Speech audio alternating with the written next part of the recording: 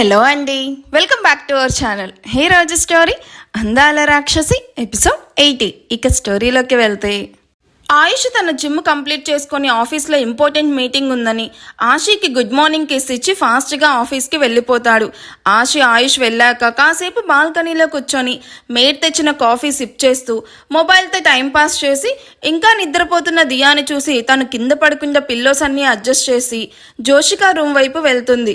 అప్పుడే జోషి కూడా నిద్రలేచి ఉండడంతో ఇద్దరు కాసేపు టైం స్పెండ్ చేస్తారు. దియా వేకప్ టైం అవ్వడంతో ఫ్రెష్ అవ్వ వదినా అని జోషికి చెప్పి తిరిగి తన ఫ్లోర్కి వచ్చేసరికి దియా మెల్లగా కదులుతూ ఉంటుంది. ఆశ దియా పక్కన కూర్చొని దియా నుదిటిన ముద్దు పెడుతూ, దియా గెటప్, ఇట్స్ ఆల్రెడీ 8:40 అని మెల్లగా దియాను నిద్రలేపి ముందుగా తనకి బ్రష్ చేయించి రెడీ చేసి మెడిసిన్స్ వేశాక నువ్వు వెళ్ళి హాల్లో కూర్చో, నేను ఫ్రెష్ అయ్యి వస్తాను, మేడ్ మిల్క్ షేక్ ఇస్తుంది, అది తాగుతూ ఉండు అని వాష్రూమ్లోకి వెళ్తున్న ఆశతో ఆయుష్ గురించి అడుగుతుంది దియా. డాడ్కి ఆఫీస్లో ఇంపార్టెంట్ మీటింగ్స్ ఉన్నాయని చెప్పి ఎర్లీగా వెళ్ళిపోయాడు. నువ్వు అప్పటికి పడుకొనే ఉన్నావు, అందుకే నేను డిస్టర్బ్ చేయలేదు. మనం కూడా బ్రేక్ఫాస్ట్ అయ్యాక అమ్మమ్మ తాతయ్యల ఇంటికి వెళ్దాం, ఓకేనా అని చెప్పగానే ఓకే మామ్ అంటూ దియా రూమ్ నుండి హాల్లోకి వెళ్ళడంతో ఆశీ ఫ్రెష్ అవ్వడానికి వెళ్తుంది. కాసేపటికి ఫ్రెష్ అయ్యి కిందకి వెళ్ళి అందరితో పాటు బ్రేక్ఫాస్ట్ చేస్తుంది. ఎప్పుడు మూడీగా ఉండే ప్రణవి ఇవాళ చాలా యాక్టివ్గా, పైగా విక్రమ్తో నవ్వుతూ మాట్లాడుతూ తను అడగకపోయిన విక్రమ్కి తనే సర్వ్ చేస్తూ తనతో కలిసి తింటూ ఉంటే అక్కడున్న అందరితో పాటు విక్రమ్ కూడా తన వైపే షాకింగ్గా చూస్తూ ఉంటాడు. విక్రమ్, ఏమైంది? బ్రేక్ఫాస్ట్ ఎందుకలా తినకుండా నన్నే చూస్తూ కూర్చున్నావు? బ్రేక్ఫాస్ట్ నచ్చలేదా? బ్రేక్ఫాస్ట్ ఓకే, నీకేమైందా అని చూస్తున్నాను. నువ్వు బానే ఉన్నావా లేక కింద పడి మోకాలకి దెబ్బ తగిలి గతమేమన్నా మర్చిపోయావా? స్టాప్ జోకింగ్ విక్రమ్, అయినా నాకు మెదడు మోకాల్లో ఉందనుకుంటున్నావా? వాడు నీకు అక్కడైనా ఉంది అనుకుంటున్నాడు, అదే నేనైతే అరికాల్లో ఉందని ఫిక్స్ అయ్యా. యాక్చువల్లీ అది కూడా డౌటే. చూడు విక్రమ్, నీ ఫ్రెండ్ నన్ను ఎలా టీస్ చేస్తున్నాడో. నీ కాబోయే వైఫ్ అన్న రెస్పెక్ట్ కూడా లేకుండా ఎప్పుడు ఏడిపిస్తూనే ఉంటాడు. ప్రణవి, ఏమైంది నీకు? విక్కీని చూస్తేనే కుక్క కరిచినట్టు అరిచేదానివి, ఇప్పుడేంటి ఇలా? నీలో ఈ సడన్ చేంజ్కి రీజన్ ఏంటో తెలుసుకోవచ్చా? మోహిత్ వెటకారానికి ఒళ్ళు మండుతున్నా ఆ మంట కనిపించకుండా మొహాన నవ్వు పులుముకొని విక్రమ్ మనసేంటో, అందులో నా స్థానం ఏంటో అర్థం చేసుకొని నా మనసు మార్చుకొని విక్రమ్ను ఇష్టపడడం మొదలుపెట్టాను అని సిగ్గుపడుతూ చెప్తుంది. మనసా? అదో పదార్థం కూడా ఉందా నీకు అని నవ్వుతూ ఉన్న మోహిత్ని చూసి జోషి కూడా నవ్వుతూ ఉంటే అది చూసిన ప్రణవి, నవ్వవి, బాగా నవ్వు, ఇంకాసేపట్లో నీ మెడ పట్టుకొని బయట గెంటేయకపోతే అప్పుడు అడుగు. అది చూసి వీళ్ళందరూ ఏడుస్తూ ఉంటే అది కదా అసలైన ఆనందం అని మనసులో అనుకుంటూ ఉంటుంది. ప్రణు, ఏమైంది నీకు? సడన్గా ఇలా బిహేవ్ చేస్తున్నావు? ఏదైతే ఏంటి, బ్రోని మ్యారేజ్ చేసుకోవడానికి ఫైనల్గా ఒప్పుకున్నావు, కంగ్రాట్స్ బ్రో. విక్రమ్కి అంతా అయోమయంగా ఉంది. ప్రణవి తనతో ప్రేమగా మాట్లాడుతూ ఉన్నా అది ఫీల్ అవ్వలేకపోతున్నాడు. తనలో ఇంత సడన్ చేంజ్కి నమ్మలేకపోతున్నాడు. ఏం చేస్తుందో చూద్దాం అని మోహిత్ విక్రమ్ కామ్గా చూస్తూ ఉంటారు. నిషాన్కి డౌట్గా ఉన్నా ఎక్కడో మారింది అన్న నమ్మకంతో ఉన్నాడు. బ్రేక్ఫాస్ట్ కంప్లీట్ చేసి అందరూ హాల్లో సోఫాలో కూర్చొని కబుర్లు చెప్పుకుంటూ ఉంటారు. ఎల్లుండే సంధ్యా, దిలీప్ అండ్ కల్పనా కమల ప్రయాణం అవ్వడంతో అందరితో టైం స్పెండ్ చేస్తూ అక్కడే ఉంటారు. అందరూ ఇక్కడే ఉన్నారు. ఇప్పుడే మన డ్రామా స్టార్ట్ చేయడం బెస్ట్. మన లక్ బాగుంది. బావ కూడా మహల్లో లేడు. ఎవరైనా ఏమైనా అంటే నన్ను సపోర్ట్ చేసే నిశ్చయ అత్తయ్య ఉన్నారు. ఇక రెచ్చిపోదాం అని కన్నింగా నవ్వుతూ పైకి లేచి, హే లిజన్, మీ అందరికి ఇప్పుడు నేను ఒక బ్యూటిఫుల్ డైమండ్ నెక్ సెట్ చూపించబోతున్నాను. Are you ready? ఎందుకంత స్పెషల్గా చెప్తున్నానంటే అవి చాలా రేర్ డైమండ్స్, అందుకే నాకు అది మోర్ స్పెషల్. అందులోనూ ఎంగేజ్మెంట్ అయ్యాక విక్రమ్ ఇచ్చిన ఫస్ట్ గిఫ్ట్. సో ఆ గిఫ్ట్ నాకు మోర్ స్పెషల్ అని సిగ్గుపడుతూ చెప్తూ జస్ట్ వెయిట్ అంటూ తన ఫ్లోర్కి పరిగెడుతుంది. ఏంట్రా అది? మార్నింగ్ నుండి తెగ ఓవర్ యాక్షన్ చేస్తుంది. అసలేంటి దాని plan? Don't know Mohit, but ఏదో ప్లాన్లో ఉన్నట్టు మాత్రం క్లియర్గా తెలుస్తుంది. మనం చూస్తున్న ప్రణవి నిజంగా చేంజ్ అయిందంటావా? ఏంటి హదా? హాహా, హోరి అమ్మాయి కూడా దాని వేషాలకు నువ్వు మౌల్ట్ అవుతావేమో. దాని గురించి తెలిసిన వాడిగా చెప్తున్నాను, అది ఎప్పటికీ మారదు.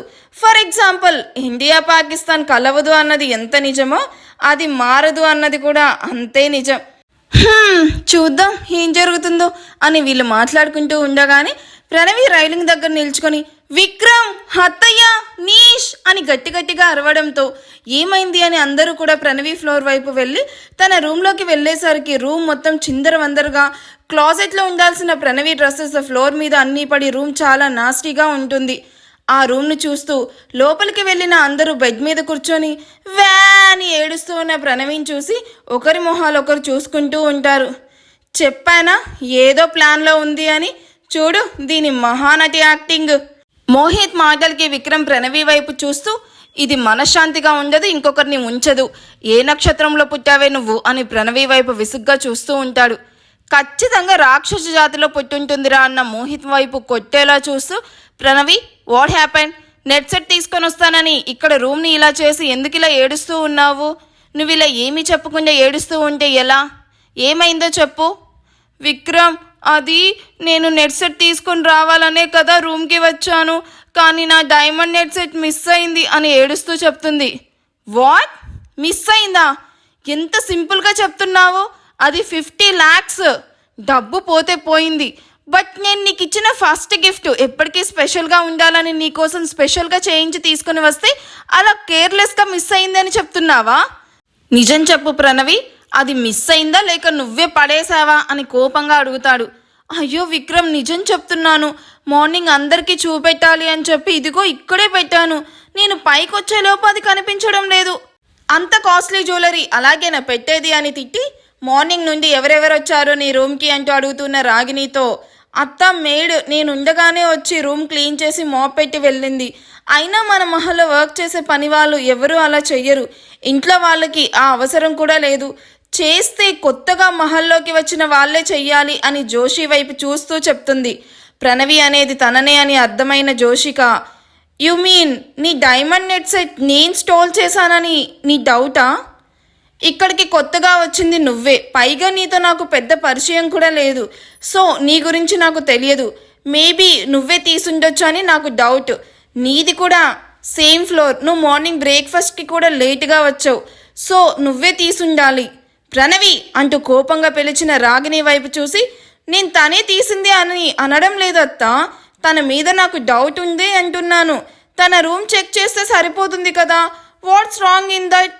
షట్ అప్ ప్రణవి, తనేం మిడిల్ క్లాస్ అమ్మాయి కాదు అలా దొంగతనం చేయడానికి. She's born with golden spoon. తను కావాలి అనుకుంటే అలాంటివి తనకి నచ్చినన్ని కొనగలదు. నీది తీసుకోవాల్సిన అవసరం తనకు లేదు. పైగా నీకు విక్రమ్ ఇచ్చింది నైట్, అది ఎవ్వరికీ తెలియదు. అలాంటిది నీ దగ్గర నెక్ సెట్ ఉందని తనకి ఎలా తెలుస్తుంది? అబ్బో, లవర్కి బాగానే సపోర్ట్ చేస్తున్నావు. తను నిజంగా దొంగ కాకపోతే ఆల్ హ్యాపీ.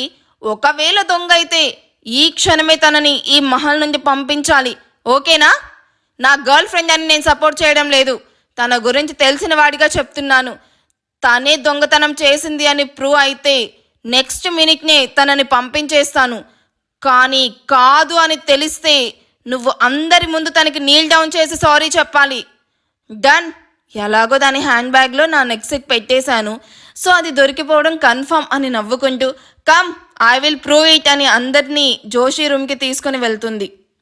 ప్రణవి జోషిక మీద దొంగ అనే ముద్ర అందరి ముందు వేసి, ఇప్పుడే మీకు ప్రూవ్ చేస్తాను, కమ్ విత్ మీ అంటూ అందరినీ తీసుకుని డైరెక్ట్గా జోషి రూమ్లోకి వెళ్తుంది. నేరుగా తన హ్యాండ్ బ్యాగ్ చూస్తే డౌట్ వస్తుందని బెడ్ కింద, టీవీ యూనిట్ దగ్గర, వార్డ్రోబ్ అలా అన్నీ వెతుకుతూ హ్యాండ్ బ్యాగ్ తీసుకుని నవ్వుతూ, ఇప్పుడుందే నీకు అని హ్యాండ్ బ్యాగ్ ఓపెన్ చేసి చూడగా అక్కడ తను పెట్టిన నెక్ సెట్ కనిపించదు. అది చూసిన ప్రణవి షాక్ అయ్యి, లేదేంటి ఇక్కడే కదా పెట్టాను అని హ్యాండ్ బ్యాగ్లో ఉన్నవి అన్నీ బయటపడేస్తుంది. అందులో నుండి మేకప్ ఐటమ్స్, ఇంకా పర్ఫ్యూమ్స్, క్రెడిట్ కార్డ్స్ ఇలా అన్నీ కింద పడుతూ ఉంటాయి తప్ప తను దాచిన నెక్ సెట్ బయటకు రాదు, అందులో ఉండదు. హో షట్, ఇక్కడే కదా పెట్టాను, ఇంతలోనే ఎటుపోయింది అని ఆ హ్యాండ్ బ్యాగ్ మొత్తం చినిగిపోయేలాగా చూస్తూ ఉంటే జోషి కోపంగా ఆ బ్యాగ్ లాక్కుంటుంది. ఏయ్, ఎందుకలా లాక్కున్నావు? ఇటు ఇవ్వు, నేను ఇంకా చెక్ చేయడం అవ్వలేదు. నువ్వు చెక్ చేస్తున్నావా లేక నా బ్యాగ్ని చించేయడానికి చూస్తున్నావా? ఇది నాకు మోహిత్ గిఫ్ట్ చేసిన బ్యాగ్. చిన్న గీత పడ్డా నేను ఊరుకోను. ఇంకా ఇందులో ఏముందని చూస్తున్నావు అని విసుగ్గా చెప్పి కింద పడ్డ తన థింగ్స్ అన్ని జాగ్రత్తగా బ్యాగ్లో పెడుతూ ఉంటుంది. షట్, ఏంటి ఇలా జరిగింది? ఈ మధ్య నా ప్లాన్ ఒక్కటి కూడా సక్సెస్ అవ్వడం లేదు. అన్నీ అట్టర్ ఫ్లాప్ అవుతున్నాయి. అయినా నేను కరెక్ట్గానే పెట్టాను, ఎలా మిస్ అయింది? అయ్యిందా నీ చెక్కింగ్? జోషి తీయలేదు అని తెలిసింది కదా, తనకు సారీ చెప్పు, మేం వెళ్తాం. ఇంకా అవ్వలేదు, నా డైమండ్ నెక్ సెట్ నా చేతిలోకి వచ్చాకే నేను సారీ చెప్తాను అని యాటిట్యూడ్గా చెప్తున్న ప్రణవిను అందరూ కొట్టేలా చూస్తూ ఉంటే, హే నీ డైమండ్ నెక్ సెట్ నాకు దొరికింది అని ఆశి ఆ సెట్ తీసుకొని వచ్చి ప్రణవి చేతిలో పెట్టగాని అది చూసిన ప్రణవి షాక్ అయితే మిగిలిన అందరూ అది చూసి ఊపిరి పీల్చుకొని దాన్ని చూసి నవ్వుతూ చాలా బాగుంది అని విక్రమ్కి కాంప్లిమెంట్స్ ఇచ్చి, నీ దగ్గర ఉంటే ఇలాగే పోగొట్టుకుంటావు, అందుకే నా లాకర్లో జాగ్రత్తగా పెడతాను అని రాగిని దాన్ని తీసుకుని అక్కడి నుండి వెళ్ళిపోతుంది. ఆశి, అది నీకు ఎక్కడ కనిపించిందిరా అని అడుగుతున్న సంధ్యతో, తన రూమ్లోనే ఉందమ్మా, ప్రణవికి కళ్ళు సరిగ్గా కనిపించడం లేదనుకుంటా, అందుకే అక్కడే పెట్టుకొని ఇక్కడ వెతుకుతూ ఉంది. ఎనీవే దొరికింది కదా, ఇక నో వరీస్, నువ్వు కొంచెం దియాని రెడీ చెయ్యమ్మా, ఇది గార్డెన్లో ఆడుకుంటూ డ్రెస్ మొత్తం పాడు చేసుకుంది అని దియాను కల్పన సంధ్యాలకు అప్పగించి వాళ్ళు అక్కడి నుంచి వెళ్ళిపోయాక దిలీప్ కమల్లు కూడా ప్రణవి వైపు చూస్తూ అక్కడి నుంచి వెళ్ళిపోతారు. తను ఏం చెయ్యకపోయినా తన మీద దొంగ అన్న ముద్ర వేయడంతో మోహిత్ వైపు బాధగా చూస్తూ అక్కడి నుండి వెళ్ళిపోతున్న జోషిని చూసి ప్రణవిని కొట్టేలా చూస్తూ జోషి వెనుకనే వెళ్తాడు మోహిత్. రేపు ఒకసారి వెళ్ళి ఐ స్పెషలిస్ట్కి చూపించుకో, అనవసరంగా నీ మాటలతో జోషిని హర్ట్ చేసావు. ఛీ, యు నెవర్ చేంజ్ ప్రణవి, నిన్ను ప్రేమిస్తున్నాను కాబట్టి ఇంతకు మించి నిన్ను ఏమీ అనలేకపోతున్నాను అని విక్రమ్ కూడా వెళ్ళిపోతాడు. ప్రణు, నీ తొందరపాటుతో నిజంగానే జోషిని చాలా బాధ పెట్టావు. పాపం రా అమ్మాయి, ఇప్పటికే బావ దూరం పెడుతున్నాడని ఫీల్ అవుతూ ఉంటే నీ బిహేవియర్తో ఇంకా హర్ట్ చేసావు. ఇప్పటికైనా మనుషుల్ని వాళ్ళ మనసుల్ని అర్థం చేసుకోవడానికి ప్రయత్నించు అని చెప్పి ఆశీని చూసి అక్కడి నుండి వెళ్ళిపోతాడు నిషాన్. నిషాన్ అక్కడి నుండి వెళ్ళగానే ఆశి ప్రణవి చేపట్టుకొని తన రూమ్లోకి లాక్కొని వెళ్ళి డోర్ లాక్ చేసి ప్రణవి వైపు కోపంగా చూస్తూ లాగి పెట్టి కొట్టగానే ప్రణవి ఆశి కొట్టిన ఫోర్స్కి వెళ్ళి కౌచ్ మీద పడి చంప మీద చేపెట్టుకొని, హేయ్ నీకేమైనా పిచ్చా, ఎందుకు నన్ను కొట్టావు? కొట్టడం కాదు, నోరెత్తావంటే చంపేస్తాను. ఇన్నాళ్ళు నీ కోపం నా ఒక్కదాని మీదే అనుకున్నాను. జోషి ఏం చేసిందని తన మీద దొంగ అన్న నింద వేసి ఇక్కడి నుంచి పంపించేయాలని అనుకున్నావు. తనతో నీకేంటి ప్రాబ్లం అసలు, హా అని కోపంగా అడుగుతున్న ఆశీని చూసి తడబడుతూ, ఏం మాట్లాడుతున్నావు? నేను జోషిని పంపించాలని ఎందుకు అనుకుంటాను? మార్నింగ్ తను బ్రేక్ఫాస్ట్కి లేట్గా వచ్చేసరికి తనే తీసింది అనుకున్నాను. ఛీ నోర్మొయ్, మార్నింగ్ నువ్వు జోషి రూమ్లోకి దొంగతనంగా వెళ్ళడం నేను చూశాను. ఎందుకలా నక్కి నక్కి వెళ్తున్నావా అర్థం అవ్వక నేను కూడా నీ వెనకే వచ్చి చూసా. అప్పుడే నువ్వు వాష్రూమ్లో బాత్ చేస్తున్న జోషికి డౌట్ రాకుండా తన బ్యాగ్లో నువ్వు తెచ్చిన నెక్ సెట్ పెట్టడం చూసి షాక్ అయ్యా. అప్పుడే అర్థమైంది నువ్వు ఏదో ప్లాన్లో ఉన్నావని. అందుకే నువ్వు అలా వెళ్ళగానే అది నేను తీసి దాచిపెట్టానని చెప్తున్న ఆశీని చూసి ప్రణవికి చెమటలు పడుతూ ఉంటాయి. ఈ విషయం ఇంట్లో వాళ్ళకి తెలిస్తే నీ పరిస్థితి ఏంటో ఒక్కసారి ఆలోచించు. అందరిదాకా అక్కర్లేదు, మోహిత్ అన్నయ్యకి తెలిస్తే నేనేం చేస్తాడో నీ ఊహకే వదిలేస్తున్నాను. ఇప్పుడే అందరూ ఇంట్లో హ్యాపీగా ఉన్నాము, నీ వల్లే ఇంట్లో లేనిపోని ప్రాబ్లమ్స్ అన్నీ వస్తున్నాయి. ఒక్కసారి ఆలోచించు, నీకే తెలుస్తుంది. విక్కీ అన్నయ్య చాలా మంచివాడు, తనతో నీ లైఫ్ నిజంగా బాగుంటుంది. అర్థం చేసుకొని మారడానికి ట్రై చేయి. లేదు నేను ఇలాగే ఉంటాను అంటావా, మరోసారి నిన్ను సేవ్ చెయ్యను. ఆయుష్ గారు మహల్లో లేకపోవడం చాలా ప్లస్ అయిందని చెప్పి డోర్ ఓపెన్ చేసుకుని వెళ్తున్న ఆశీని చూసి కోపంగా రూమ్లో ఉన్న పిల్లోస్ విసిరేస్తూ, నాకే లెక్చర్ ఇస్తావా, నీ సంగతి చూస్తాను అని కోపంగా రగిలిపోతూ ఉంటుంది ప్రణవి. జోషి గార్డెన్లోకి వెళ్ళి అటువైపు తిరిగి వచ్చే దుఃఖాన్ని అతి కష్టం మీద కంట్రోల్ చేసుకుంటూ ఉన్న తనకి జోషి అంటూ స్మూత్గా వినిపించిన మోహిత్ వాయిస్కి నీళ్లు నిండిన కళ్ళతో వెనక్కి తిరిగి తనకు అతి సమీపంలో ఉన్న మోహిత్ను హక్ చేసుకొని, నేను ఏ తప్పు చెయ్యలేదు మోహిత్, అయినా నేను తన జ్యువెలరీ ఎందుకు తీస్తాను? ప్రణవితో నాకు పెద్దగా పరిచయం కూడా లేదు, ఎందుకు తను నన్ను ఇలా ఇన్సల్ట్ చేసింది అని బాధగా అడుగుతుంది. జోషి రిలాక్స్, నువ్వేంటో అందరికీ తెలుసు. ఎవరో యూజ్లెస్ పర్సన్ అన్న మాటలు ఎందుకు పట్టించుకొని ఇలా ఏడుస్తున్నావు? డోంట్ క్రై అంటూ ఇబ్బందిగా తనకి దూరంగా జరిగి, ప్రణవి కావాలనే నిన్ను టార్గెట్ చేస్తుంది అనిపిస్తుంది, సో తన విషయంలో కొంచెం కేర్ఫుల్గా ఉండు అని చెప్పి వెళ్తూ, నువ్వు ఇక్కడ స్టే చేయడంలో అర్థం లేదు జోషి. ఇప్పుడు కూడా నిన్ను కన్సోల్ చేస్తుంది నిన్ను ఒకప్పుడు ప్రేమించిన వ్యక్తిలా కాదు, ఒకప్పటి ఫ్రెండ్లా. నువ్వు నా మీద ఎక్స్పెక్టేషన్స్ పెట్టుకుంటున్నావని చెప్తూ నిన్ను దొంగ అన్నందుకు నువ్వు ఎంతలా ఏడుస్తున్నావో నా చెల్లిని నీ బిహేవియర్తో నీ యాటిట్యూడ్తో ఎన్నిసార్లు ఓపెన్గా తన ఫ్రెండ్స్ ముందు, మా ఫ్యామిలీ ముందు, ఆఖరికి మా బావ ఆయుష్ ముందు ఇన్సల్ట్ చేసుంటావు చెప్పు. ఒక్కసారి థింక్ చేయి. ఇప్పుడు నీకు పెయిన్ తెలుస్తుంది కదా.